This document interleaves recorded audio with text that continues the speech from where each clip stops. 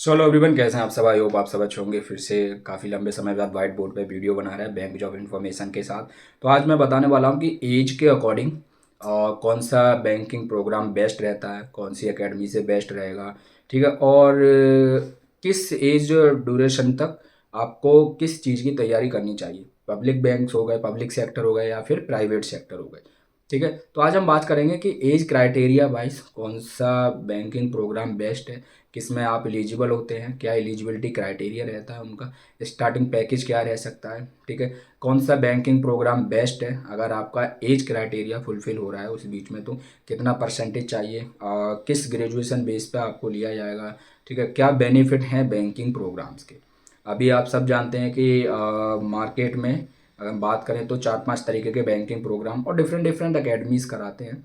तो एक कौन सा अकेडमी बेस्ट रहता है जो 100% प्लेसमेंट दे और जिसमें फास्ट ग्रोथ हो आपके करियर को लेकर, वो चीज़ जानना बहुत ज़रूरी है। एज अ फ्रेशर आपको ये चीज़ पता होनी चाहिए और फीस के बारे में आपको पता होनी चाहिए। एजुकेशन लोन भी कराते हैं। ठीक है। तो किस टाइम पे कौन सी चीज़ बेस्ट है, सेल्फ फंड करके जाना चाहिए या लोन, एज के अकॉर्डिंग कौन सा बैंकिंग कोर्स करना चाहिए, किसमें कितना टारगेट रहता है, वर्क क्या रह सकता है, कौन सी पोस्ट मिलती है, ग्रेड एट ऑल। तो इन सब चीज़ों पे हम बात करेंगे और सारे बैंकिंग प्रोग्राम के बारे में एक बार दोबारा ओवरव्यू करेंगे। किस एज तक कौन सा ज्वाइन करना चाहिए वो जानेंगे। तो वीडियो में एंड तक बने रहेंगे। डेफिनेटली थोड़ी लंबी वीडियो होती है वाइट बोर्ड की, नो डाउट, बट बहुत कुछ सीखने को मिलेगा। जो बिल्कुल न्यू ज्वाइनीज हैं, फ्रेशर्स हैं, उनको सीखने को मिलेगा। और जो एक्सपीरियंस पर्सन है भाई, कमेंट करके अपने रिव्यू दीजिए और रियलिटी को शो कीजिए कमेंट में, ताकि ये जो हमारे जूनियर्स या फ्रेशर्स हैं उनको हेल्प मिल सके।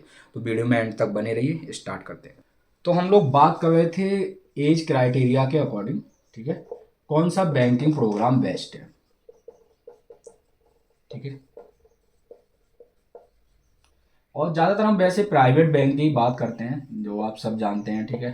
और जो टॉप लेवल अपने बैंक है, ज़्यादातर वही बैंकिंग प्रोग्राम कराती हैं। तो आज हम थोड़ा सा जानेंगे कौन सा बैंकिंग प्रोग्राम किस एज पे सही करना करना बेस्ट रहता है। ठीक है। ज़्यादा टाइम ना लेते हुए मैं सबसे पहले हम बैंकिंग प्रोग्राम के नाम लिख लेते हैं। पहला, आईसीआईसीआई बैंक। ठीक है। आईसीआईसीआई बैंक का आप सब जानते हैं पीओ प्रोग्राम होता है, प्रोविजनरी ऑफिसर प्रोग्राम। ठीक है। अकेडमी मणिपाल और प्लस एनआईआईटी, ये दो अकेडमी कराती हैं जो लॉन्ग ड्यूरेशन का है। ठीक है।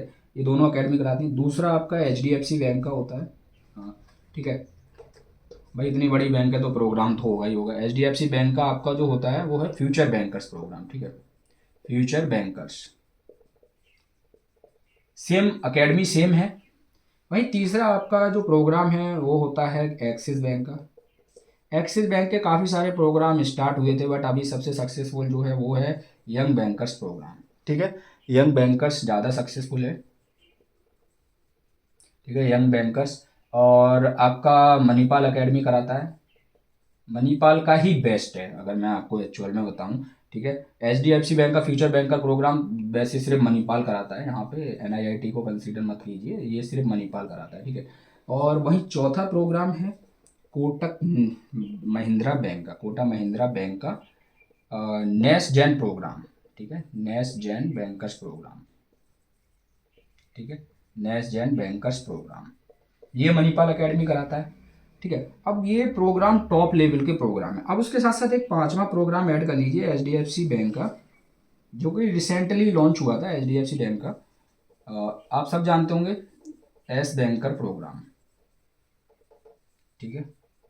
ये प्रोग्राम ये एनआईआईटी कराती है। एनआईआईटी जो सेम कोर्स एक्सिस बैंक का भी कराती है, आईसीआईसी बैंक का कराती है, तो ये एनआईआईटी कराती है। ठीक है। भाई अब हम थोड़ा सा आगे बढ़ते हैं कि एज के अकॉर्डिंग कौन से बैंक का प्रोग्राम कब करना ठीक रहता है, जिससे कि हमारी ग्रोथ फास्ट हो। ठीक है। क्या एलिजिबिलिटी टोटल रहती है, क्या हमें पैकेज मिलता है, लोकेशन वाइज क्या ग्रेड ऑफर होती है। ठीक है। और तो वहीं अगर हम सबसे पहले बात करते हैं एज के अकॉर्डिंग। ठीक है।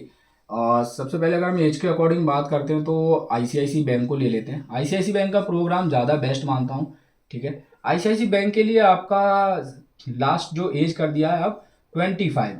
अगर आपका एज 25 तक है, ठीक है, देन यू आर एलिजिबल, आप एलिजिबल हो। ठीक है, आईसीआईसी बैंक का प्रोग्राम करने के लिए। और वहीं अगर हम बात करें तो दूसरा अगर हम बात करें 25 एज तक ये रहता है, जिसमें कि आपका मेल और फीमेल बोथ आर एलिजिबल। ठीक है। दूसरा है आपका HDFC बैंक का। भाई HDFC बैंक इंडिया का नंबर 1 बैंक है, वर्ल्ड के टॉप सेक्टर्स में आता है। तो HDFC बैंक की अगर हम बात करें तो HDFC बैंक में एज क्राइटेरिया अभी भी बेस्ट है। HDFC बैंक का आपका लास्ट 27 एज तक रहता है, ठीक है। और से मेल फीमेल वो था एलिजिबल। अब अगर हाँ ग्रेजुएशन परसेंटेज की बात करें तो मिनिमम आप ग्रेजुएट होने चाहिए, ठीक है। ग्रेजुएट और परसेंटेज की बात करें तो इसके लिए आप 60% कर दिया न्यू क्राइटेरिया में HDFC के लिए। और ICICI के लिए, HDFC के लिए आप 50% पे भी एलिजिबल रहते हैं, ठीक है। और वहीं अगर हम बात करें तीसरा तो है आपका Axis bank young bankers program, ठीक है। एक्सिस बैंक के लिए अगर हम बात करें तो सिंपल सी बात है, एक्सिस बैंक के लिए आपका जो एज है वो 35 ईयर्स तक है। तो अगर आपका एज 27 से ऊपर निकल गया है देन आप एक्सिस बैंक का ज्वाइन कीजिए, ठीक है। एक्सिस बैंक का फिर ज़्यादा बेस्ट है एज अ फ्रेशर, चाहे फिर कितना भी गैप आ रखा हो, but as a fresher you are eligible. और इसमें परसेंटेज की बात करें तो आपका इसमें ही परसेंटेज सिर्फ 50% चाहिए रहता है ग्रेजुएशन बेस पे, ठीक है। अंडर ग्रेजुएट आप होने ही चाहिए एज अ फ्रेशर, ठीक है। चौथा आपका जो प्रोग्राम है वो है कोटक का, कोटक महिंद्रा बैंक का, कोटक महिंद्रा बैंक का next gen program. Age criteria वही सेम है, 27 एज तक आप एलिजिबल रहते हो। 28 भी मेंशन करते हैं बट 27 तक ही आपको लेंगे, ठीक है। और अगर यहाँ पे बात करें तो वैसे 55% चाहिए ही चाहिए मिनिमम। बट अगर आपका कोर्स में BSc आपने किया हुआ है या कोई IT का कोर्स किया हुआ है देन आपको 60% चाहिए। जी हाँ, ये क्राइटेरिया है। जो भी ग्रेजुएशन होती हैं भाई, ज़्यादातर रेगुलर मोड की ग्रेजुएशन वालों को एलिजिबिलिटी मिलती है। जो कैंडिडेट बोलते हैं सर हमारा रिजल्ट नहीं आ रहा है, बहुत टाइम हो गया, हम वेट कर रहे हैं, वो बैकग्राउंड वेरिफिकेशन में जो टाइम लगता है ना वो आपके ग्रेजुएशन पे ज़्यादातर लगता है कि रेगुलर है या फिर प्राइवेट है। दूसरा आपका कोई बैक तो नहीं है आप ग्रेजुएशन में, ठीक है, उस पर टाइम लग जाता है, ठीक है। एज अ फ्रेशर मैं आपको बता रहा हूँ। तो अब पांचवा एक कोर्स और लिख ही देता हूँ मैं HDFC बैंक का, HDFC बैंक का, ठीक है, एस वाला। तो ये एस बैंकर्स जो है इसमें आपका एज 28 तक है, 28, ठीक है। आप 28 ईयर्स तक एलिजिबल हैं। तो ये एज क्राइटेरिया वाइज है। अगर आपका 25 के नीचे है, एज 25 तक है, देन आप ICICI बैंक का करिए डेफिनेटली। 27 तक HDFC और कोटक में से दोनों में से कोई भी कर लीजिए, दोनों बर्थ इट है, दोनों बेस्ट हैं। क्योंकि दोनों को अगर हम मिलाकर चलें, ठीक है, तो दोनों में आपको डिप्टी मैनेजर 1 का पोस्ट ऑफर हो ही रहा है ना। दोनों का CTC सेम है, स्टार्टिंग CTC 5 है, 5 लाख का आपका CTC है, ठीक है। और आपका ज़्यादातर वर्क भी सेम होगा, ब्रांच बैंकिंग डिपार्टमेंट में मिलेगा आपको। आपका सेल्स मतलब प्लस फील्ड वर्क प्लस आपका ऑपरेशन वर्क रहेगा, चाहे वो गर्ल्स हो बॉयज हो, ठीक है, सेम है। वही कोटक जो, हाँ सॉरी, HDFC का 28 ईयर्स तक आप एलिजिबल हैं, कर सकते हैं। इसमें ज़्यादातर आपको देखो, इसमें असिस्टेंट मैनेजर 1 का ग्रेड मिलता है, AM1 का ग्रेड मिलता है। और इसमें मोस्टली जो आपका वर्क होगा वो ज़्यादातर मैंने सुना है फ़ोन कॉल्स पर होगा, सेल्स और ऑपरेशन, ठीक है। बट वो फ़ोन कॉल्स पर होगा, मोस्टली ऑपरेशन वर्क का देते हैं ये लोग। अब देखते हैं कि अभी जो प्लेसमेंट होगा उसमें क्या होता है आगे बैच 1 वालों का, ठीक है। बैच 2 तो अब स्टार्ट होने वाला है या मे बी हो चुका है, 22 से बैच 2 स्टार्ट हो चुका है। अब हम आते हैं ICICI बैंक पे। ICICI बैंक का एज क्राइटेरिया भाई कम कर दिया है, 25 कर दिया है, 27 से घटा के 2 साल कम कर दिया है। भाई रेगुलर डिग्री मांग रहे हैं 60%, ठीक है। और दूसरी बात है ये भी DM1 पोस्ट देता है और 5 लाख CTC आपको मिलता ही मिलता है, ठीक है। तो ये 3 प्रोग्राम ऐसे हैं जिनमें सेम ग्रेड मिलती है। पहला रेड कलर से मेंशन करता हूँ, काफ़ी कैंडिडेट को पता भी है, जिनको नहीं पता उनको आज पता चल जाएगा। एज वाइज मैं आपको बता रहा था। पहला ICICI बैंक का जो आपको सेम ग्रेड ऑफर करता है, HDFC बैंक आपको सेम ग्रेड ऑफर करेगा DM1 का। देन है कोटक महिंद्रा बैंक का सेम ग्रेड ऑफर कर रहा है। अब आते हैं HDFC बैंक पे, AM का ग्रेड ऑफर होता है। अब हमारा कौन सा प्रोग्राम बचा है, Axis bank young bankers program. Axis bank को यहाँ पे लेकर आते हैं। एक्सिस बैंक आपको AM की ग्रेड ऑफर करता है, AM1 की ग्रेड। इनका CTC 4.4 के अकॉर्डिंग है, ठीक है, या 4.40 मान लीजिए, 4.42 मान लीजिए, और CTC है। सेम HDFC बैंक का AM ग्रेड मैंने बताया, और AM1 और CTC सेम टू सेम है। मोस्टली ओवर आसपास ही अराउंड, ठीक है, CTC है दोनों का। तो और अब इसका इन हैंड सैलरी 24,000 से लेकर 26,000 के बीच आ सकता है, और इसका भी सेम वही 24 से 26 के बीच। इनका सैलरी डिफरेंट रहता है एक साल बाद। देखो ओजीटी में इनका 25,000 के आसपास जाता है ऑन जॉब ट्रेनिंग में।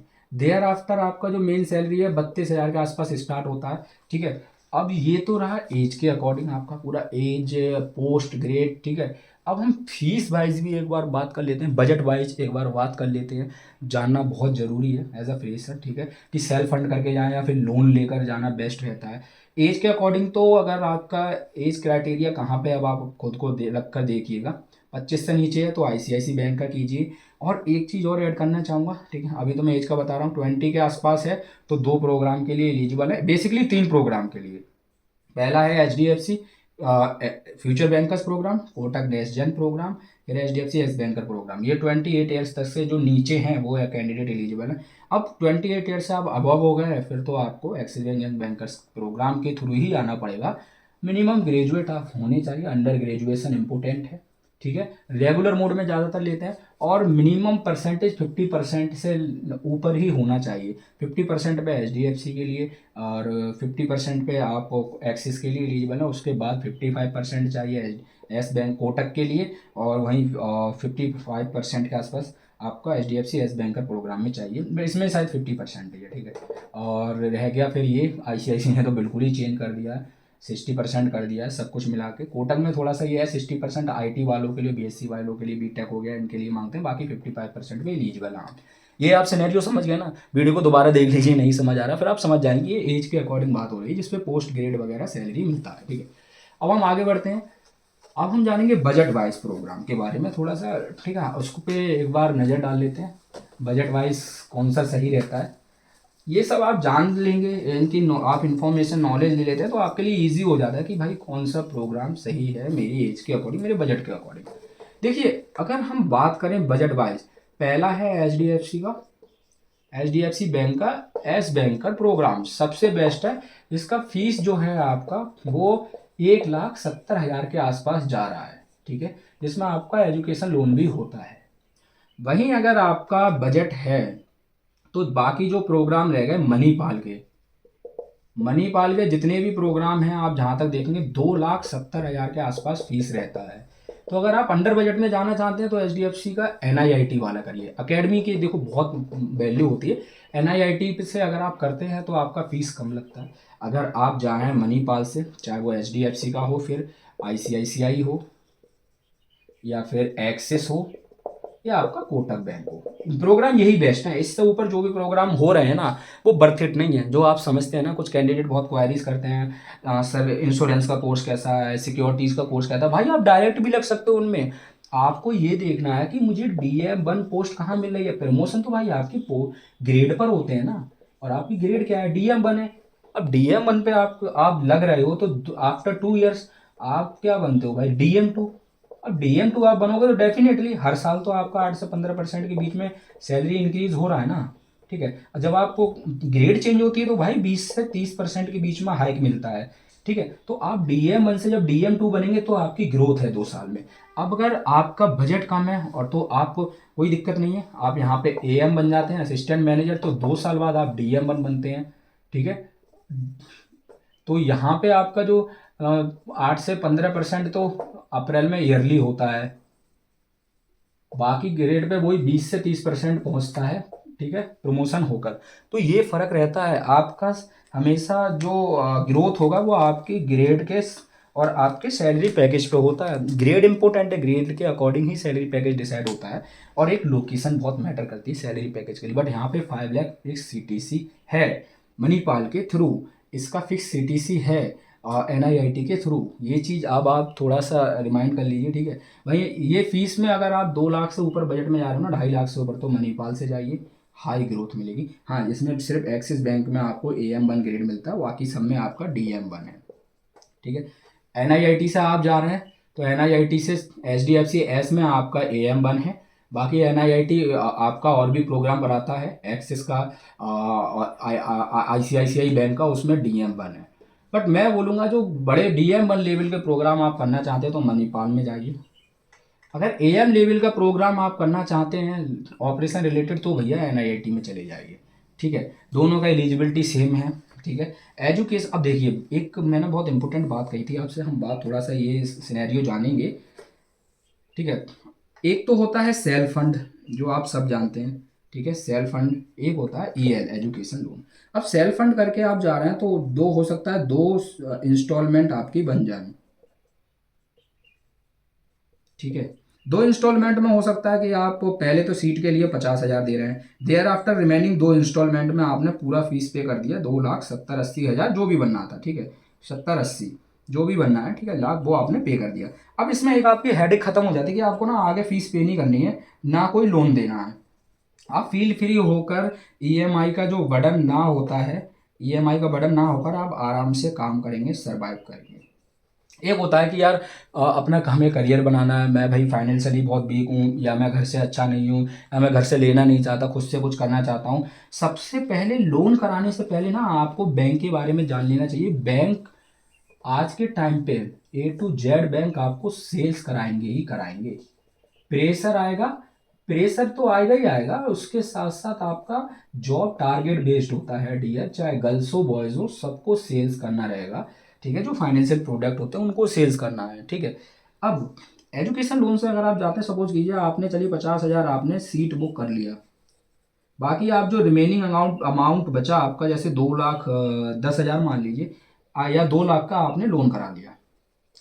2 लाख का लोन, अब आपका इंटरेस्ट कितना जा रहा है, मिनिमम यार 14% से लेकर 16% अगर जाता है, इतना मैं बता रहा हूँ, तो आपका यही लोन 3 लाख प्लस पहुंच जाता है। अब ये लोन कितना भी कम होगा तो मेरे भाई कम से कम आपका जो होगा 2 ईयर्स, 18, या फिर आपका जो 36 मंथ के आसपास इस तरीके से लोन रहता है। मैं मान के चलता हूँ मिनिमम आप 18 मंथ के आसपास भी लगाते हैं ना, ठीक है, तब भी आपका ईएमआई कितना भी कम हो, कैलकुलेट करके देखिएगा 14% लगाकर, तो भाई 6,000 से ऊपर की ही ईएमआई के आसपास आता है। बाकी आप कैलकुलेट कर लीजिए।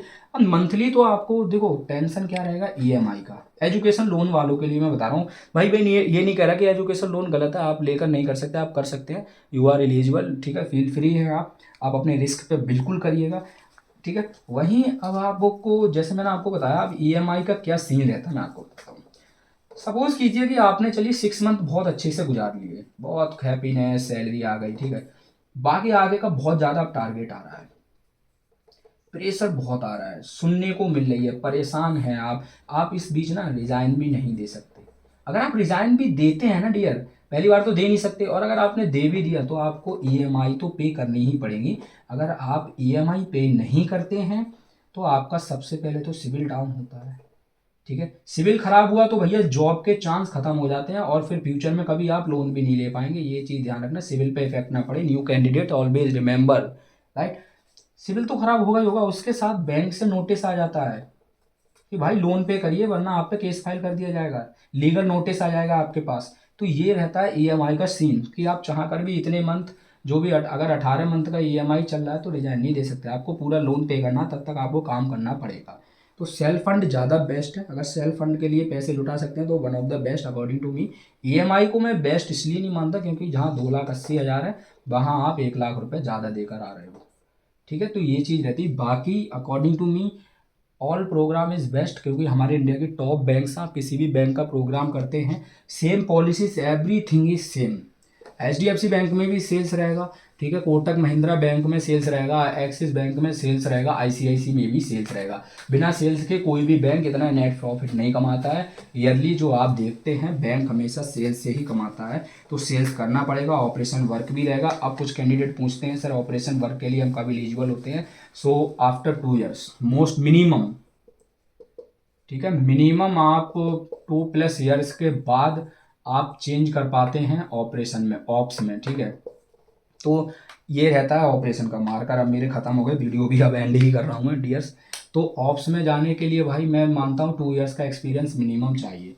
तो पहले बैंक की प्रायोरिटी रखिए आप ICICI bank, I have 1 year experience in ICICI bank in ERM department as a ERM। दूसरा आप रखिएगा HDFC बैंक, क्योंकि ये मैं बैंक इसलिए सजेस्ट कर रहा हूँ ना, देखो कस्टमर पोर्टफोलियो होता है मतलब मार्केट कैप कितना है, कस्टमर पोर्टफोलियो किसका ज़्यादा है, इन दोनों बैंक का कस्टमर पोर्टफोलियो और मार्केट कैप कभी उठा के देखेंगे ना तो आप एकदम शॉक्ड हो जाएंगे, ट्रिलियंस में दिखाता है, ठीक है।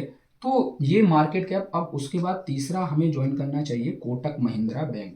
कोटक महिंद्रा बैंक बहुत टॉप लेवल का बैंक है हमारे इंडिया का, इसीलिए तीसरा इसको प्रेफरेंस दीजिए। मार्केट कैप तो बड़ा है ही है, कस्टमर पोर्टफोलियो भी बहुत तगड़ा है इनका, कस्टमर सेगमेंट बहुत बड़ा है।